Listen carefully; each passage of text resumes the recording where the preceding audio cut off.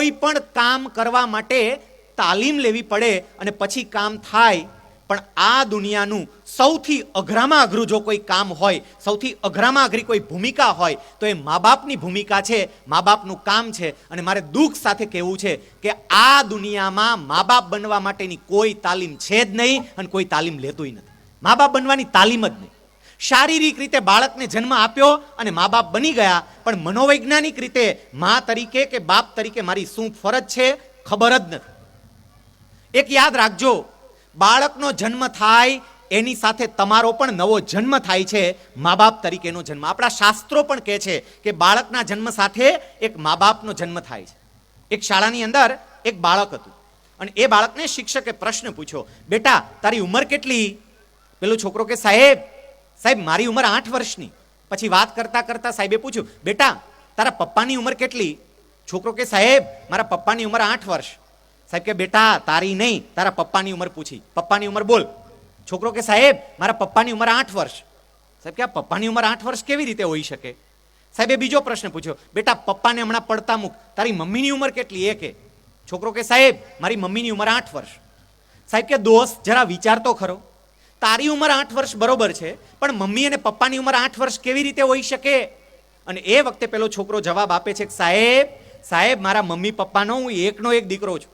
અને સાહેબ મારો જન્મ થયો ને ત્યારે મારી મમ્મી બની અને પપ્પા બન્યા. એ પેલા સ્ત્રી અને પુરુષ હતા, એટલે પુરુષ તરીકે 30 વર્ષના હોય, બાપ તરીકે તો 8 વર્ષના જ કહેવાય. સ્ત્રી તરીકે એ 28 વર્ષના હોય, મા તરીકે તો 8 વર્ષના જ કહેવાય. મા બાપ તરીકે આ વાત સમજો, દીકરા અને દીકરીને સમજવા માટેનો પૂરતો પ્રયત્ન કરજો અને એને ત્યારે જ સમજી શકો જ્યારે એની ઉંમરે જઈ અને વિચારો. આપણે શું કરીએ છીએ?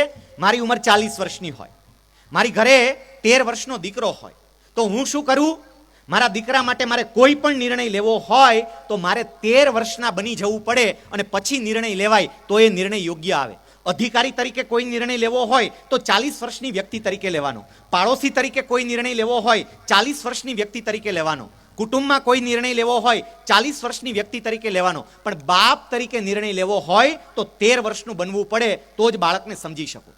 આપણે આપણી ઉંમરેથી જ વિચારીએ છીએ, બાળકની ઉંમરેથી વિચારવાનો પ્રયત્ન કરતા જ નથી અને એટલે આપણા બાળકને આપણે સમજી શકતા નથી.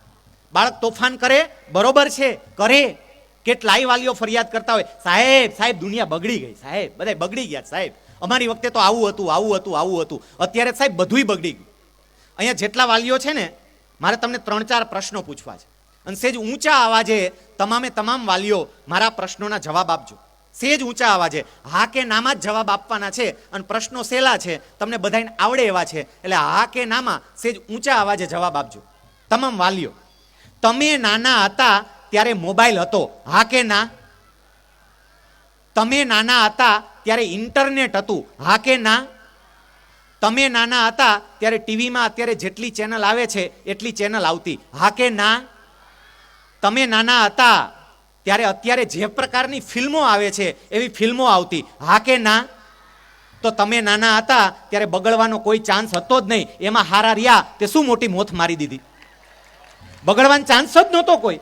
ત્યારે નહોતા મોબાઈલ, નહોતું ઇન્ટરનેટ, નહોતું કાંઈ, ટીવીમાં એવું આવતું. અમે બહુ ડાયા હતા, ડાયા જ હોય ને, બગડવાનો ચાન્સ જ નહોતો. સમજો બાળકને. આ પરિસ્થિતિની વચ્ચે પણ મા બાપ તરીકે બાળકને સાચવવું પડશે, સમજવું પડશે. એટલે આ બીજી વાત, બાળકને સમજીએ. ત્રીજી વાત, બાળકની સરખામણી કરવાનું ટાળીએ. આપણે બધા આપણા દીકરા કે દીકરીની સરખામણી બીજા સાથે કરીએ છીએ. સમજો, બધું એક સરખું ના હોય, બધું જુદું જુદું હોય. કુદરતને સમાનતા ગમતી જ નથી અને એટલે એને ઋતુ જુદી જુદી બનાવી. ક્યારેક ખૂબ ઠંડી પાડે, ક્યારેક ખૂબ ગરમી પાડે. એને વૃક્ષો જુદા જુદા બનાવ્યા, એને ફળો જુદા જુદા બનાવ્યા, એને ફૂલો જુદા જુદા બનાવ્યા. તો સ્વાભાવિક છે કે માણસો પણ જુદા જુદા પ્રકારની કેપેસિટી વાળા હોય, એક સરખા બધાય ના હોય. વાલી તરીકે આ સમજવું અને ક્યારેય આપણા સંતાનની સરખામણી બીજા સાથે ના કરવી. એક નાની એવી વાર્તા દ્વારા જ મારે તમને સમજાવવું છે. વાલી તરીકે આ વાર્તાને ધ્યાનથી સાંભળજો અને ઘરે જઈ આના ઉપર 3-4 વખત ચિંતન મનન પણ કરજો. એક બહુ સરસ વાર્તા. એક દીકરો એના પિતા સાથે ફરવા માટે બહાર જતો હતો. એની પાસે i10 ગાડી હતી. પપ્પા ગાડી ચલાવતા હતા, દીકરો બાજુમાં બેઠો હતો. 80ની સ્પીડથી ગાડી ચાલતી હતી. થોડી વાર થઈ અને એક હોન્ડા સિટી કાર આવી, આ ગાડીને ઓવરટેક કરી અને આગળ નીકળી ગઈ. છોકરાએ તરત એના પપ્પાને કહ્યું, પપ્પા પપ્પા ગઈ, પપ્પા ગઈ. એને પપ્પા કે બેટા જાય. છોકરો કે પણ પપ્પા આપણને ઓવરટેક કરીને ગઈ. પપ્પા કે બેટા જાય. છોકરો કે પપ્પા આપણે હાલો ને એની આગળ નીકળી જઈએ. એને પપ્પા કે ના નીકળાય. છોકરો કે કેમ પપ્પા? પપ્પા કે બેટા જે ગાડી આપણને ઓવરટેક કરીને ગઈ ને એના એન્જિનની કેપેસિટી આપણી ગાડીના એન્જિનની કેપેસિટી કરતાં સારી છે, એટલે બેટા એ ઓવરટેક કરીને જાય, આપણે એને ઓવરટેક ન કરી શકીએ. થોડી વાર થઈ તા ઓડી કાર આવી, 4x4 બંગડી વાળી, વીરા વિરલને પૈણાવા જાતી હતી. ઢમ કરીને બાજુમાં નીકળી ગઈ. છોકરો કે પપ્પા બીજીએ ગઈ. એને પપ્પા કે તને હમણાં ના સમજાયું? આપણી ગાડીની કેપેસિટી કરતાં આ બધી ગાડીની કેપેસિટી સારી છે એટલે આપણી આગળ નીકળે. આ વાતને જરા સમજને, તારા ભેજામાં આ વાત નથી ઘૂસતી, હું તને કહું છું એ. છોકરો કાંઈ ના બોલ્યો. થોડી વાર થઈ એક ત્રીજી ગાડી આવી અને એ સ્પોર્ટ્સ રમતની ગાડી હતી, એટલે તો છન કરતી તરત નીકળી ગઈ. છોકરો કે પપ્પા હવે સ્વીકારી લો, તમને ગાડી ચલાવતા આવડતું જ નથી. પપ્પા એક પછી એક બધી ગાડી ઓવરટેક કરીને જાય, તમને ચલાવતા જ નથી આવડતું. પપ્પા સ્વીકારી લો, વાત માની લો. અને એ વખતે આ ભાઈ એટલા ગુસ્સે થયા, ગાડી બાજુમાં ઊભી રાખી અને પછી છોકરા ઉપર તાડુકતા તાડુકતા કહ્યું, ક્યારનો કહું છું એલા સમજને, આ જેટલી ગાડી ઓવરટેક કરીને જાય છે એ બધી જ ગાડીની કેપેસિટી આપણી ગાડી કરતાં સારી છે, એટલે ઓવરટેક કરીને જાય. અને આ બધી ગાડી આપણને ઓવરટેક કરીને ગઈ એ તને દેખાણી, પણ જેટલી ગાડીને આપણે ઓવરટેક કરી એ તને ના દેખાણી? આપણે ટાટા નેનોને ઓવરટેક કરી એ તું ન જોઈ શક્યો? પાછળ આપણે અલ્ટોને પાછળ રાખી દીધી, એ કેમ ભૂલી ગયો? આપણી કેટલીક ગાડીઓને ઓવરટેક કરી એ તને ના દેખાણી, આપણને ઓવરટેક કરીને ગઈ એ બધી ગાડી તમને દેખાણી. અને એ વખતે પેલો છોકરો એના પપ્પાની સામે જ જોઈ રહ્યો.